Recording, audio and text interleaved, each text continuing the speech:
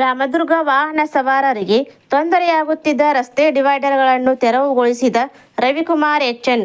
ಬೆಳಗಾವಿ ಜಿಲ್ಲೆ ರಾಮದುರ್ಗ ಪಟ್ಟಣದ ಹರಳೆಯ ಸರ್ಕಲ್ ಮುಂದೆ ಇರುವ ಮೇನ್ ರೋಡ್ ಮಧ್ಯದಲ್ಲಿ ಇರ್ತಕ್ಕಂಥ ಡಿವೈಡರ್ ಅನ್ನು ಲೋಕೋಪಯೋಗಿ ಇಲಾಖೆ ಅಧಿಕಾರಿಗಳಾದ ರವಿಕುಮಾರ್ ಎಚ್ಎನ್ ಅವರು ತೆರವುಗೊಳಿಸಿದರು.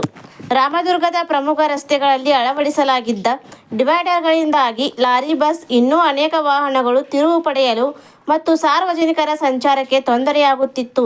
ಇದನ್ನು 5 ರಿಂದ 10 ಫುಟ್ವರೆಗೆ ಡಿವೈಡರ್ ಕತ್ತರಿಸಿ ಎಂದು ಸಮಾಜ ಸೇವಕರು ಹಾಗೂ ಸಂಚಾರಿ ಸತ್ಯ ಪತ್ರಿಕೆ ವರದಿಗಾರರಾದ ಪ್ರಶಾಂತ್ ಅಂಗಡಿ ಅವರು, ರಾಮದುರ್ಗ ಜನಪ್ರಿಯ ಶಾಸಕರು ಹಾಗೂ ಸರ್ಕಾರದ ಮುಖ್ಯ ಸಚೇತಕರು ಅಶೋಕಕುಮಾರ್ ಪಟ್ಟಣ್ ಹಾಗೂ ಸಹಾಯಕ ಕಾರ್ಯನಿರ್ವಾಹಕ ಅಭಿಯಂತಕರು ಪಿಡಬ್ಲ್ಯೂಡಿ ಉಪವಿಭಾಗದ ಅಧಿಕಾರಿಗಳಾದ ರವಿಕುಮಾರ್ ಎಚ್ಎನ್ ಅವರಿಗೆ ಮನವಿ ಸಲ್ಲಿಸಲಾಗಿತ್ತು.